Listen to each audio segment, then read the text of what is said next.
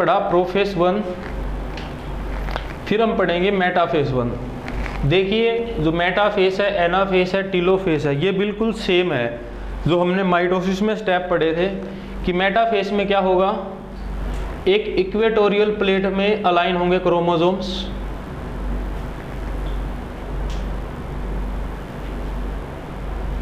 इस प्रकार से एक इक्वेटोरियल प्लेट बनेगी और यहाँ पे सेंट्रियोल डेवलप होंगे और ये सेंट्रियोल जो है स्पिंडल फाइबर छोड़ेंगे जो कि इन क्रोमोसोम्स के सेंट्रोमियर से अटैच हो जाएंगे। फिर हमारा है एनाफेस। एनाफेस में क्या होगा, देखिए अगर मैं बात करता हूँ कि ये सेंट्रोमियर डिवाइड हो गया तो हाफ एन इधर हो गया, हाफ एन इधर हो गया, कि मेरे पास अब क्रोमोसोम क्या था, एक था, लेकिन अब कितने हो गए, दो हो गए जब सेंट्रोमियर डिवाइड हो जाएगा। ठीक है, ये सेंट्रोमियर डिवाइड हो रहा था माइटोसिस के अंदर, लेकिन जब हम मियोसिस की बात करेंगे तो यहाँ पे ये जो सेंट्रोमियर है ये डिवाइड नहीं होगा,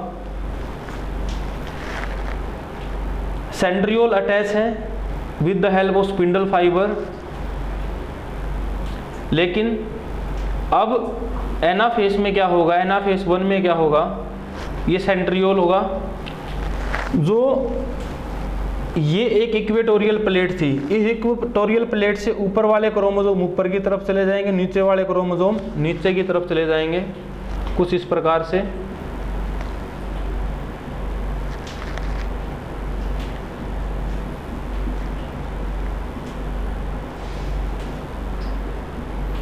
अब यहाँ पे सेंट्रोमियर डिवाइड नहीं हुआ है, यहाँ पे हमने देखने को मिला था कि यहाँ पे कंटेंट कितना था क्रोमोसोम्स का, 2n था, लेकिन अब हाफ एन इधर चले गए और हाफ यहाँ पे चले गए, या मैं कह सकता हूँ 23 क्रोमोसोम यहाँ चले गए और 23 क्रोमोसोम यहाँ चले गए।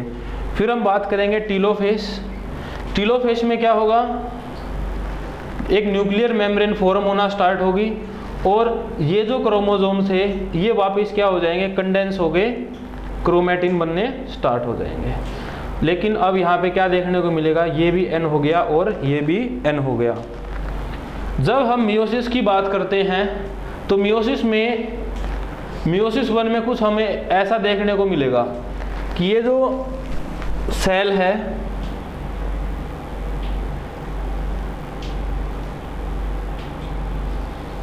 ये डिवाइड हो रही है, न्यूक्लियस भी डिवाइड हो रहा है, लेकिन हमें यहाँ पर इमीडिएटली ना तो साइटोकाइनेसिस देखने को मिलेगी, ना इमीडिएटली कार्योकाइनेसिस देखने को मिलेगी। ये जो कार्योकाइनेसिस है ये फर्दर मियोसिस 2 में जाएगी, ये फर्दर एक और डिवीजन लेगी, क्योंकि जब हम मियोसिस करवाएंगे तो मियोसिस में क्या होगा, एक सेल से हमें देखने को मिलेगा कि 4 डॉटर सेल देखने को मिलेंगी। क्यों देखने को मिलेगी, क्योंकि यहाँ पे ना तो न्यूक्लियस का डिवीजन हो पाता है और ना ही साइटोकाइनेसिस साइटोप्लाज्म का डिवीजन हो पाता है। तो इस डिवीजन को पूरा करने के लिए फर्दर क्या होगा, मियोसिस 2 होगी।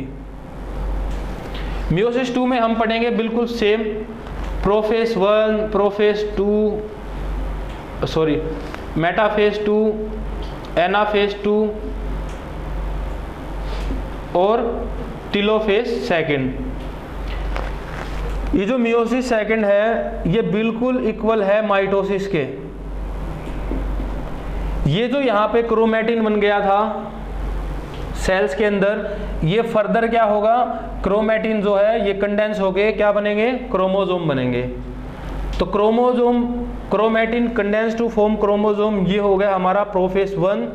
फिर क्या होगा, ये जो क्रोमोसोम है ये एक इक्वेटोरियल प्लेट्स पे आएंगे, ये जो क्रोमोसोम है ये एक इक्वेटोरियल प्लेट पे आएंगे, जैसा कि हमने पहले पढ़ा हुआ है।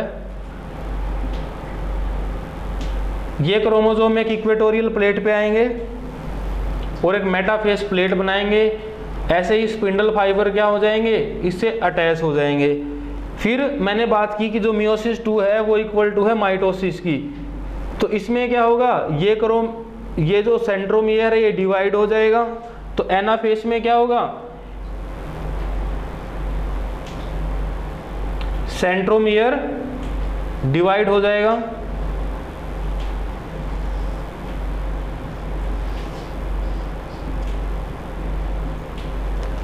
तो ये सेंट्रोमियर डिवाइड हो जाएगा।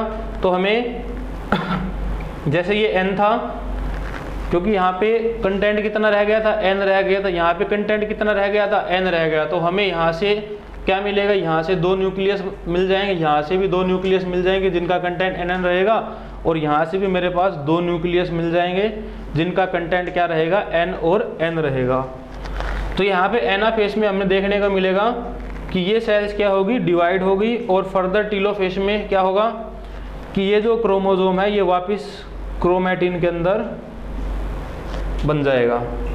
तो हमें देखने को मिलेगा कि जब एक सेल मियोसिस करती है तो पहले मियोसिस 1 होगी, और मियोसिस 1 में हमें कुछ ऐसा देखने को मिलेगा कि पूरी तरह से सेपरेट नहीं हुआ। फिर फर्दर मियोसिस 2 होगी, और मियोसिस 2 इक्वल रहेगी माइटोसिस के। तो हमें लास्ट में 4 डॉटर सेल देखने को मिलेंगी जिनका कंटेंट रहेगा n n n, सारी की सारी क्या रहेंगी, ये हैप्लोइड रहेंगी। तो ये हो गया मियोसिस। तो क्वेश्चन आता है कि भाई मियोसिस की सिग्निफिकेंस क्या है। तो मियोसिस की सिग्निफिकेंस है, एक तो गैमेट फॉर्मेशन रिप्रोडक्शन के अंदर, और दूसरी मियोसिस के प्रोफेस के अंदर क्या होता है, क्रॉस ओवरिंग होगा, और उस क्रॉस ओवरिंग से हमारे अंदर जो है वेरिएशंस आती हैं। तो ये था हमारा टॉपिक माइटोसिस और मियोसिस। स्टूडेंट, हमारा एक क्वेश्चन है कि जो साइटोकाइनेसिस है वो प्लांट के अंदर और एनिमल के अंदर अलग अलग होती है, क्योंकि एनिमल में कोई सेल वॉल नहीं होती सेल के अंदर, और प्लांट में होती है सेल वॉल। तो साइटोकाइनेसिस के टाइम पे प्लांट सेल के अंदर क्या होगी, सेल प्लेट फॉर्मेशन होगी। वो सेल प्लेट फॉर्मेशन जो है सेल वॉल को डिवीजन कराने में हेल्प करेगी। तो ये था हमारे क्वेश्चन का आंसर। क्वेश्चन है कि जी नोट फेस क्या होता है। मान लीजिए एक सेल है, वो डिवाइड होना चाहती है। सेल अगर डिवाइड होना स्टार्ट करेगी तो वो जाएगी जीवन में, और जीवन में मैंने बताया था कि वो सेल होगी मेटाबॉलिकली एक्टिव। हमारे अंदर कुछ हार्ट सेल्स होती हैं जो कभी डिवाइड नहीं होना चाहती। अब ये सेल डिवाइड नहीं होना चाहती तो मेटाबॉलिकली इनएक्टिव रहेगी, और मेटाबॉलिकली इनएक्टिव स्टेज को ही हम क्या बोलते हैं, जी नोट फेस बोलते हैं, या इसको हम बोलते हैं क्विनसेंट स्टेज। कि यहाँ पे जो सेल है वो मेटाबॉलिकली इनएक्टिव रहेगी, आगे नहीं जाएगी।